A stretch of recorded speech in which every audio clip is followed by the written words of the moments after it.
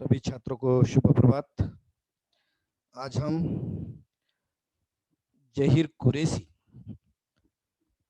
इनकी गजलों का अध्ययन करने वाले हैं। जहीर कुरैशी हिंदी के एक आधुनिक गजलकार थे। बड़ा अफसोस है कि कुछ ही दिनों में हमें जहीर कुरैशी हिंदी के आधुनिक अच्छे गजलकार है की जगह थे कहना पड़ रहा है। इसका कारण मैं आपको बताने ही वाला हूँ। जहीर कुरैशी की जो गज़लें हैं वो विभिन्न विश्वविद्यालयों में पढ़ाई जाती है। सामान्यतः इनका जन्म 5 अगस्त 1950 को मध्य प्रदेश के भोपाल में हुआ। ये वर्तमान में हिंदी साहित्य के जितने भी गजलकार हैं उनमें सर्वश्रेष्ठ गजलकार थे। इनकी गजलों की मुख्य विशेषता यह थी कि इनके गजलों के माध्यम से गजल वास्तविक रूप में गजल यह जो काव्य प्रकार है ये उर्दू से आया है और मुख्य तौर पर गजल का विषय श्रृंगारिकता रहा है। श्रृंगार, प्रेम या इश्क, मोहब्बत या बेवफा, ये जो विषय है, दर्द, पीड़ा, इन विषयों को लेकर गजल लिखने का प्रावधान उर्दू साहित्य में देखने को मिलता है। लेकिन हिंदी साहित्य में जहीर कुरैशी साहब ने अपनी गजलों का विषय मानवीय जीवन, मानवता या मानवीय जीवन से जुड़ी विभिन्न समस्याएं लेकर अभिव्यक्ति करने का कार्य किया है। ये इनकी विशेषता है। जैसा कि मैंने कहा कि गजल का मुख्य विषय श्रृंगार है। श्रृंगारिकता के तौर पर ही गजल का निर्माण हुआ, लेकिन केवल श्रृंगार की अभिव्यक्ति करना, केवल प्रेम की, मोहब्बत की, बेवफाई की या पीड़ा की अभिव्यक्त करना, इतना ही गजल का उद्देश्य नहीं होना चाहिए। यह गजल विषयों की दृष्टि से सर्वव्यापक होनी चाहिए, ऐसा विचार जहीर कुरैशी साहब का था। और इसीलिए अपनी गजलों के माध्यम से मानव जीवन की अनेक विध समस्याओं पर प्रकाश डालना इनका लक्ष्य रहा। इनके गजल में मनुष्य जीवन के विविध आयाम देखे जाते हैं, विविध आयाम।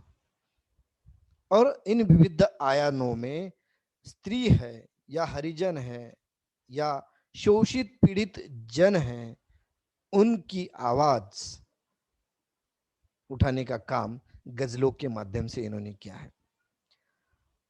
इनके लगभग अभी तक 10 गजल संग्रह प्रकाशित हो चुके हैं और कुछ अभी अप्रकाशित रह गए हैं।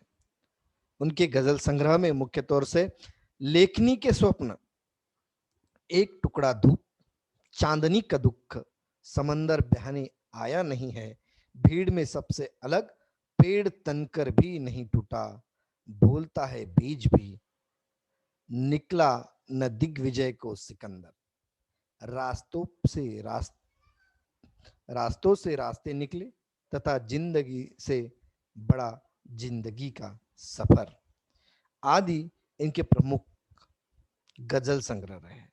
आप इनके गजल संग्रह के शीर्षक को देखकर अनुमान लगा सकते हैं कि इनके गजलों की विषय वस्तु कितनी व्यापक रही होगी। लेखनी के स्वप्न, कलम, कलम का ख्वाब क्या हो सकता है? एक जिजीविषा निर्माण करने का काम इनके शीर्षकों ने किया है ना। आपने सबसे अधिक प्रभावी, यानी कि कहा जाता है कि तलवार से भी अधिक तेज लेखनी होती है और लेखनी के बलबूते पर ही आधुनिक भारत का निर्माण हुआ, हम इसको भूल नहीं सकते।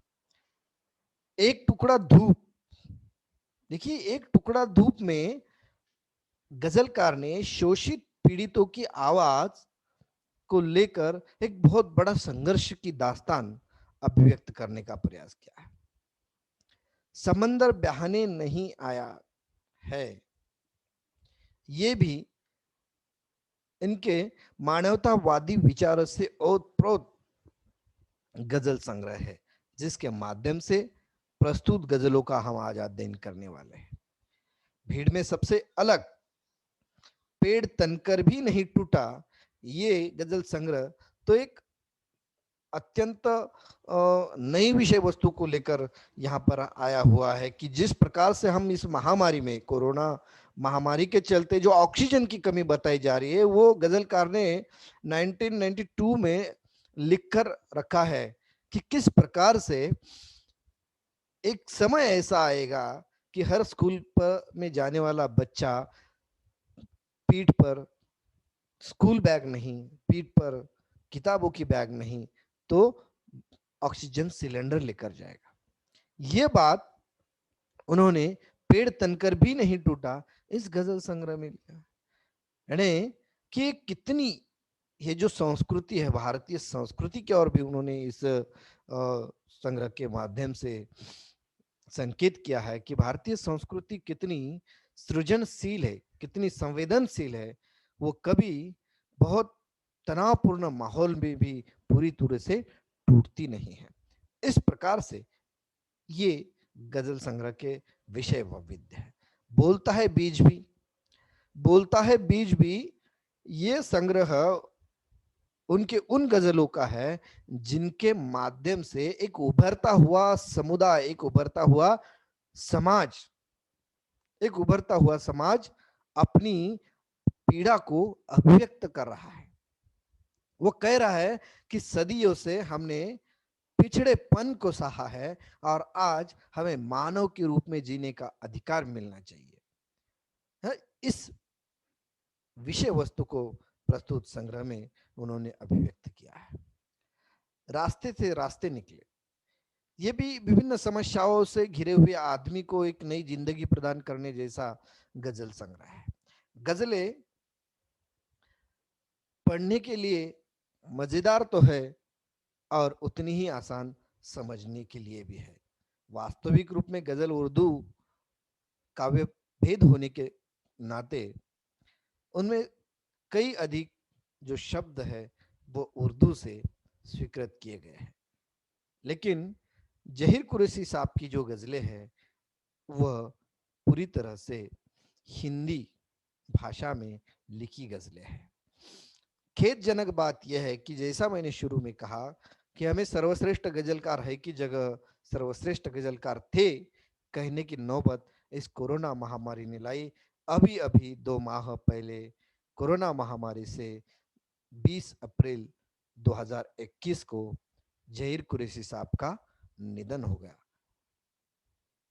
बड़े दुखद दिल से हम इस कक्षा के माध्यम से उनको आदरपूर्वक आदरांजलि, आदरपूर्वक श्रद्धांजलि अभिव्यक्त करते हैं और उनके गजल की ओर बढ़ते हैं।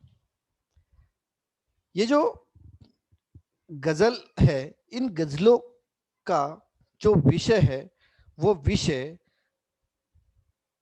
एक न्यायिक प्रणाली हो या नारी शोषण हो या आधुनिकता हो या आधुनिकता के चलते अंधानुकरण की प्रवृत्ति हो, इन सब को लेकर इन गजलों में उन्होंने भावाभिव्यक्ति की है। समंदर बहने आया नहीं है, इस गजल संग्रह से प्रस्तुत गजलों को चुना गया है। गजलकार ने भारतीय समाज एवं संस्कृति की सोच को यहाँ पर परिचित करवाने का कार्य किया है, साथ ही व्यक्ति की तुच्छताओं तथा आदर्शवादिता को प्रस्तुत करने का भी काम किया है। जहीर कुरैशी साहब ने अपनी गजल साहित्य के निर्मिति का आदर्श के रूप में दुष्यंत कुमार, जो हिंदी के बहुत बड़े गजलकार है जिन्होंने हिंदी में पहली बार गजल लिखने का काम किया। और दुष्यंत कुमार की तरह एक सामाजिक उपाध्याय सामाजिक जिम्मेदारी को निभाने का काम गजल के माध्यम से किया। हमने कल कल के क्लास में हमने देखा है कि कवि की उम्मीद है कि कौन अभी विश्व परिवर्तन कौन कर सकता है, इस सत्ता परिवर्तन कौन कर सकता है, या सामाजिक स्थितियों को बदल कौन सकता है। तो बुद्धिजीवी लोग बदल सकते हैं या फिर कवि रचनाकार बदल सकते हैं। इतनी शक्ति काव्य में है। हमने देखा है कि आधुनिक युग के 1850 के बाद भारतेंदु हरिश्चंद्र के कविता और नाटकों को देखकर पढ़कर लोगों ने स्वाधीनता आंदोलन तेजी से उभरने का काम किया। यह साहित्य का प्रभाव है। हम देखते हैं कि मोहम्मद इकबाल द्वारा लिखा सारे जहां से अच्छा पढ़ते सुनते सुनते गाते गाते लोग शहीद हो गए। यह साहित्य का प्रभाव है और साहित्य ही ऐसी चीज है जो पूरी तरह से क्रांति को जन्म दे सकती है। बिना साहित्य के, बिना बुद्धिवादी विचारधारा से विश्व में कहीं भी कोई भी क्रांति घटित नहीं हो गई है और न ही होने वाली है। लोग कहते हैं कि साहित्य क्यों पढ़ाना चाहिए। आपको पता होगा कि जो हिटलर है या मुसोलिनी है, जो हुकुमशाह थे, इटली के हुकुमशाह, जर्मनी के हुकुमशाह या मुसोलिनी थे, इन्होंने साहित्यकारों को देश से हकाल देने का, साहित्यकारों को देश से बहिष्कृत करने का फरमान निकाला था। क्यों? क्योंकि ये क्रांति कर सकता है। साहित्य ही वो चीज है जो विश्व में क्रांति निर्माण कर सकता है। और इसीलिए कल उदय प्रकाश जी कह रहे थे कि मैं साहित्यकारों को या कवियों को, बुद्धिजीवियों को आह्वान करता हूं कि कुछ ऐसे बीज बो डाले जिससे क्रांति निर्माण हो। और यही क्रांति सामाजिक उपाध्याय के रूप में यहाँ पर कार्य करती है। आपको दुष्यंत कुमार की गजलें अगर आपने पढ़ी हो तो ये पूरी गजलें सामाजिक उपाध्याय को यानी सामाजिक जिम्मेदारी का निर्वहन करने में पूरी तरह से सशक्त है और परिवर्तन का हथियार बनकर वो सामने आती है। उसी प्रकार से जहीर कुरैशी की गजलें भी भारतीय समाज के निर्बल और सबल वर्ग का चित्रण करने में सक्षम है। और इन निर्बल की मानसिक स्थिति हो या अंतर मन का द्वंद्व हो या इनकी व्यथा हो, इन स्थितियों को जो युगों युगों से उनको प्रताड़ित किया आ रहा है, जो शोषित रखा जा रहा है, एक षड्यंत्र के साथ इस समूह को मनुष्य होकर मनुष्य प्राणी की तरह उनको रखा जा रहा है, उस व्यवस्था के परिवर्तन का आह्वान जहीर कुरैशी अपने गजलों के माध्यम से करते हैं। कथ्य की दृष्टि से या भाषा की दृष्टि से जहीर कुरैशी जी की गजलें अत्यंत परिपक्व है। और इसलिए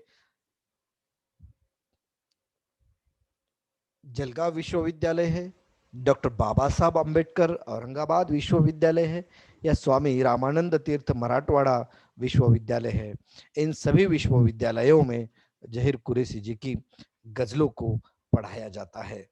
और ये ऐसे हिंदी के आधुनिक गजलकार है जिनकी गजलें मुख्य तौर से स्नातकोत्तर पाठ्यक्रम में पढ़ाई जाती है।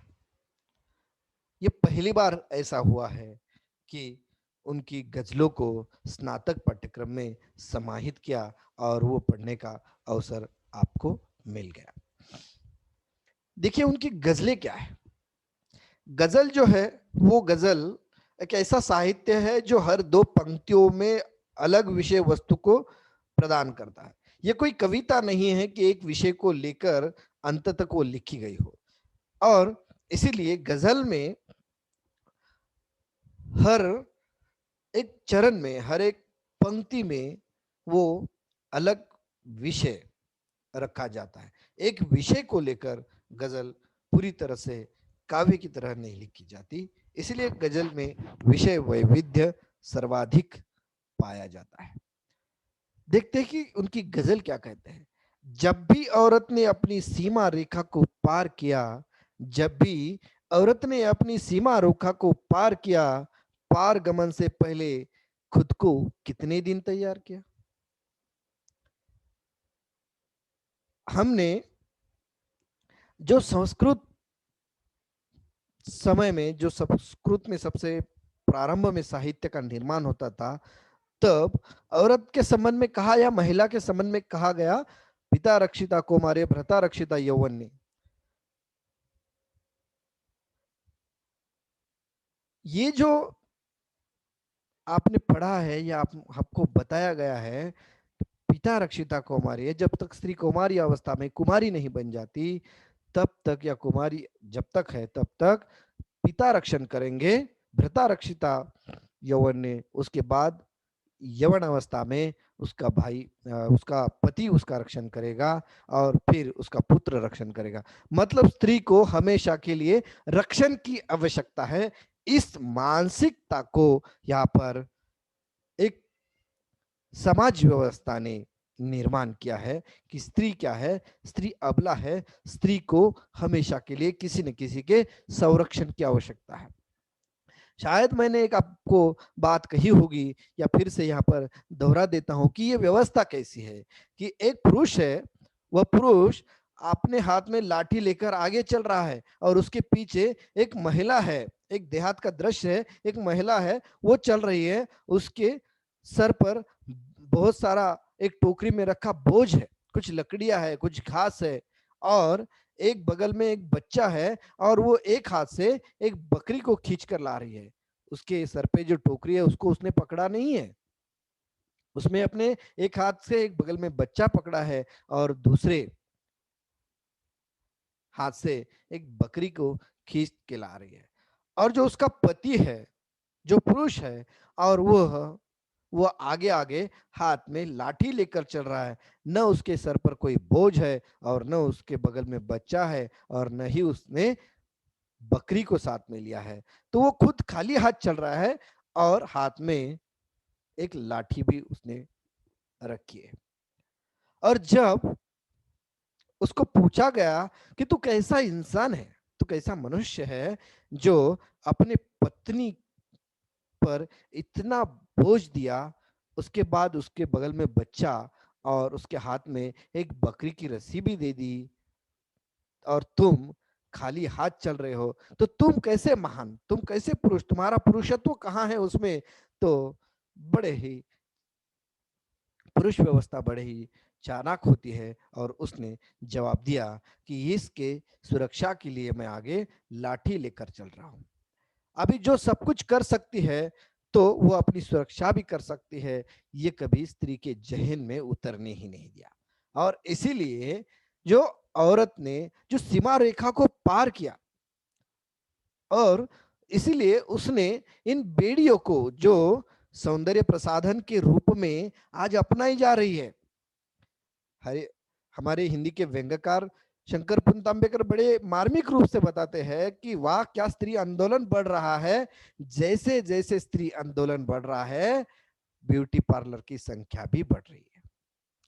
मतलब स्त्री के हाथों की चूड़ियां है, पैरों के पैंजन है, ये बेड़ियों के समान रखे गए थे, अभी उसको आभूषण के रूप में हमने परिवर्तित कर दिया है। या आपने कभी किसी प्राणी को देखा होगा तो उस प्राणी को काबू में पाने के लिए उसके गले में रस्सी बांधी जाती है, उसके नाक में रस्सी बांधी जाती है, उसके कानों में रस्सी बांधी जाती है, उसके पैरों में रस्सी बांधी जाती है और उस पर काबू किया जाता है और उस पर अपना अमल किया जाता है, और ये माना जाता है कि वो उस मालिक के हुक्म के इशारे के अनुसार ही चले। उसी प्रकार से स्त्री को भी सदियों से इन सीमाओं ने बांध कर रखा है और इन आभूषणों को आभूषण बोलकर कुछ बेड़ियों में उसको जकड़ दिया है।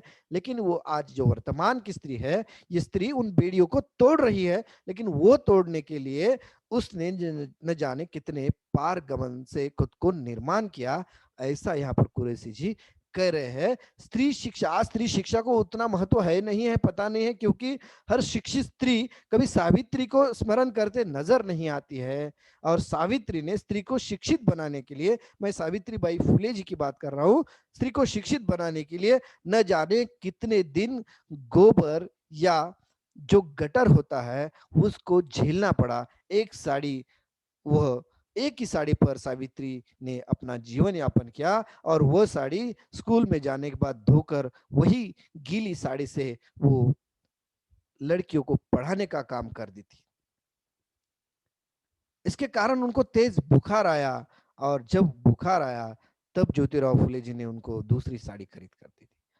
आज हमारे पास कपड़ों की कमी नहीं है, हमारे अन्न और धन धान्य की कोई कमी नहीं है, लेकिन क्या हम उस संघर्ष को, जिस स्त्री ने रेखा को पार करने के प्रारंभ का जो संघर्ष है, उसको कभी याद करते हैं? और उसको अगर हम याद करते हैं तो आपको ये समझ में आएगा कि आज जो औरत विकसित हो चुकी है, हर हर क्षेत्र में है। आज नांदेड़ शहर में रिक्शा चलाते समय आपको महिलाएं नजर आती थी, या एरोप्लेन हो, या आपकी सुरक्षा व्यवस्था हो, यहाँ तक कि देश के प्रधानमंत्री, राष्ट्रपति के पद से लेकर हर क्षेत्र में आज महिलाओं का प्राबल्य बढ़ गया है।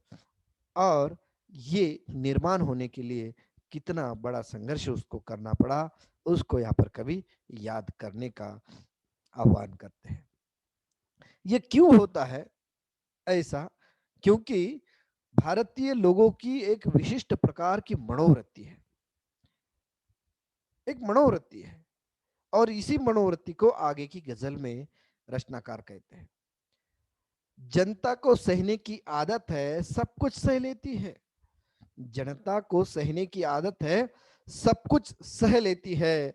किसी कष्ट को लेकर जनता ने कब हाहाकार किया है? जनता हाहाकार नहीं करती है ना। बड़ी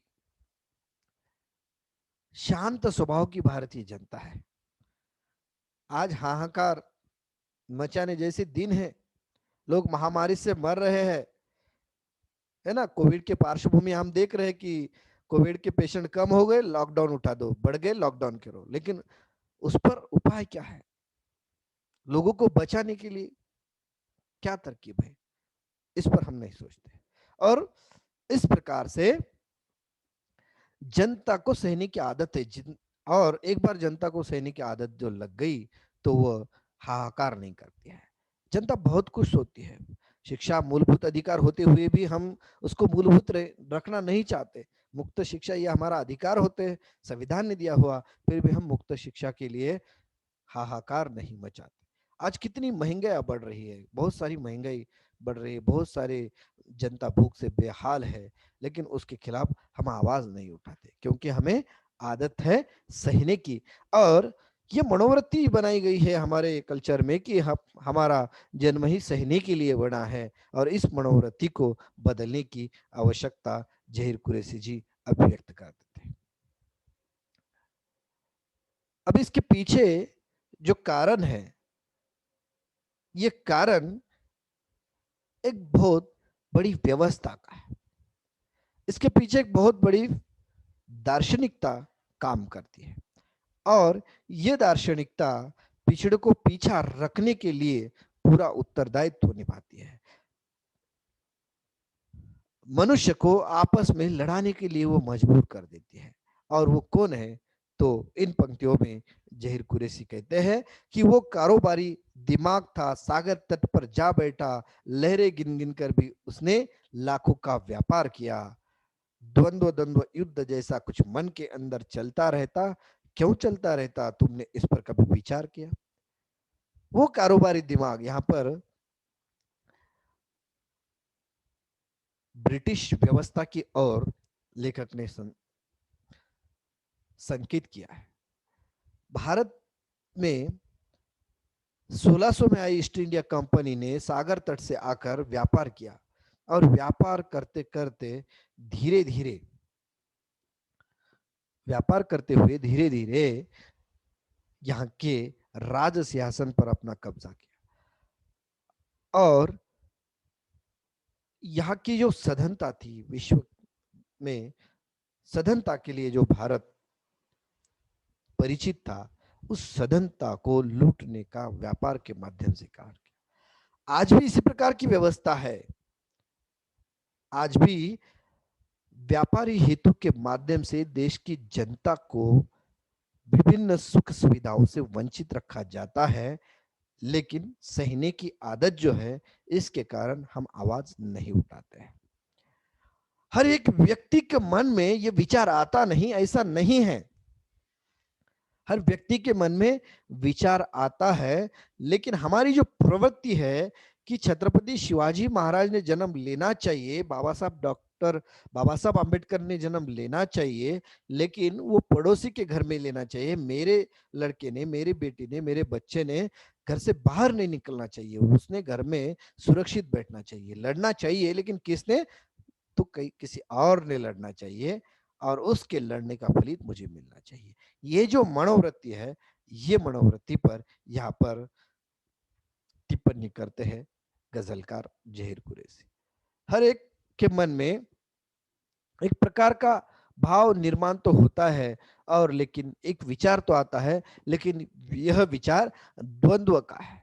हम बहुत द्वंद्व में जीवन जीते हैं, कुछ मन के अंदर चलता रहता है, चलता ही रहता है, हर एक के मन में, हर एक के मस्तिष्क में कुछ ना कुछ विचार जन्म लेते हैं, लेकिन ये चलता क्यों है, ये विचार क्यों आ रहे हैं, इसके बारे में हमने कभी सोचा नहीं। हमने उसी द्वंद्व में रखने की कोशिश की है, और इसी द्वंद्व के आधार पर हम द्वंद्वात्मक जीवन जीते हैं, लेकिन हम कोई निर्णय नहीं कर पाते, कोई हम एक विशिष्ट परिवर्तन की कामना नहीं करते, और परिवर्तन नहीं लाने की कोशिश करते हैं। आगे रचनाकार कह रहे हैं कि वे केवल आरोपों की भाषा में बातें करते हैं, अच्छे कामों का भी उन लोगों ने गलत प्रचार किया है ना। ये जो राजनीति है, राजनीति बहुत बड़ा व्यापार है। राजनीति का जन्म जो हुआ था वो समाज हित के लिए हुआ था, लेकिन आज समाज हित नहीं, आज समाज को गुमराह करने के लिए राजनीति का पूरा लाभ उठाया जाता है, और एक दूसरे के समर्थन में, एक अच्छे काम के समर्थन में हमारे भारत में कभी राजनीतिक दल खड़े नहीं होते हैं, बल्कि एक दूसरे के खिलाफ आरोप प्रत्यारोप की भाषा करते हैं, और उन आरोप प्रत्यारोपों में जनता को बांध कर रखने का काम करते हैं, अच्छे कामों का भी समर्थन नहीं करते हैं।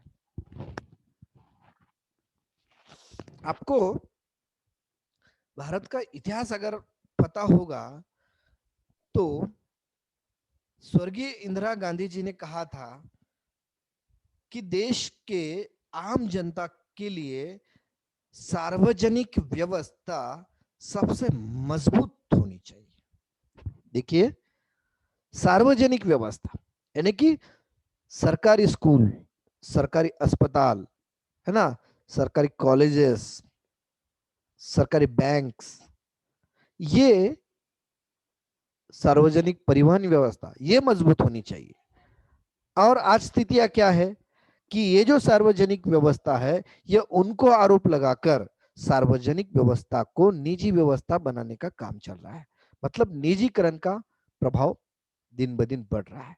और हम जनता है, और जनता को, जैसे हमने पहले कहा कि जनता परिवर्तन चाहती है, लेकिन वो द्वंद्व में जी रही है। वो द्वंद्व में कैसे? हमको लगता है कि सरकारी स्कूल बचने चाहिए, लेकिन हमारा बच्चा सरकारी स्कूल में पढ़ना नहीं चाहिए, वो निजी स्कूल में पढ़ना चाहिए, वो ऑक्सफोर्ड में पढ़ना चाहिए, या वो कैम्ब्रिज में पढ़ना चाहिए, वो बहुत बड़े स्कूल में, इंग्लिश स्कूल में पढ़ना चाहिए, जो निजी व्यवस्था है।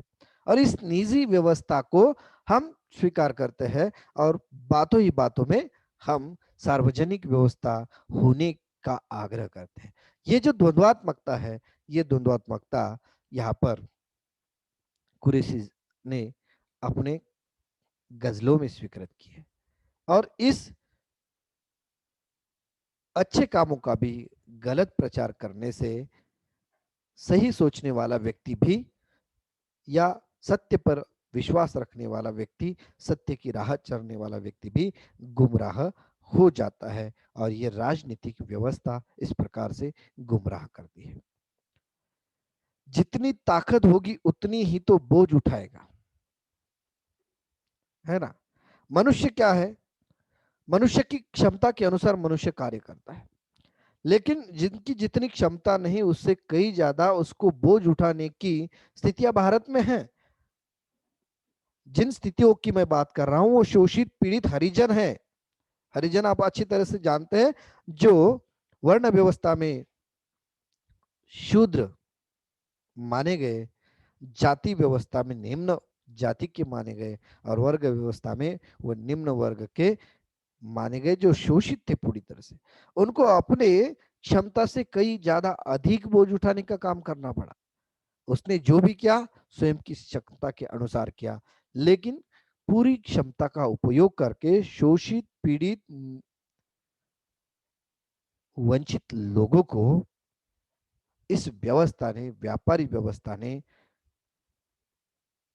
लूटने का काम किया। उनको विभिन्न सुविधाओं से वंचित रखने का काम किया। उनका जाति के नाम पर, अर्थ के नाम पर, धन के नाम पर, व्यवस्था के नाम पर, राजनीति के नाम पर, हर जगह पे उन लोगों का शोषण करने का काम किया।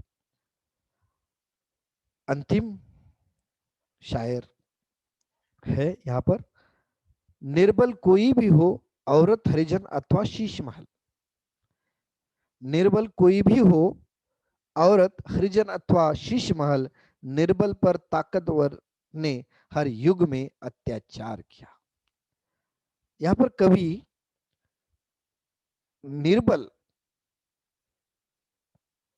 की बात करते हैं। निर्बल और ताकतवर, ये संघर्ष हमेशा जनसंख्या के माध्यम से रहा है, जनसंख्या के माध्यम से। एक वर्तमान में ऐसे कुछ संवाद आपको सुनने को मिलते हैं। सत्ता में जितनी जिनकी संख्या भारी हो जाती है, उतना ही उनका अधिकार मिल जाता है, और जो निर्बल होते हैं वो संख्या में कम होते हैं। बहुसंख्यक वर्ग जो होता है वो हमेशा ही अल्पसंख्यक वर्ग पर अपना रोब जमाता है, अपना प्रभुत्व निर्माण कर देता है, और उनको अपने नियंत्रण के अंदर रखने की कोशिश कर देता है। निर्बल औरत और हरिजन तो हमेशा ही निर्बल रहे, शोषित रहे, पीड़ित रहे हैं, लेकिन उसमें शीश महल में रहने वाले भी संख्या में अगर कम है, अल्पसंख्यक है, तो निर्बल माने जाते हैं, और बहुसंख्यक वर्ग ताकतवर बन जाता है। और हर युग में इसी प्रकार से अल्पसंख्यक पर बहुसंख्यक वर्ग द्वारा अत्याचार किए गए हैं, और इन अत्याचारों के माध्यम से ही मनुष्य मात्रा या मानव जाति यहाँ पर शोषण का शिकार बनती गई, और उसे मनुष्य के रूप में अधिकार प्राप्त नहीं हुए। इस प्रकार से गजलकार जहीर कुरैशी साहब ने अपने गजलों के माध्यम से एक नया माहौल बनाने का यहाँ पर काम किया, और इन गजलों के माध्यम से आपको उन्होंने एक मानवीय चेतना को अभिव्यक्त करने की जो कोशिश की, वो भी उतनी ही सराहनीय है।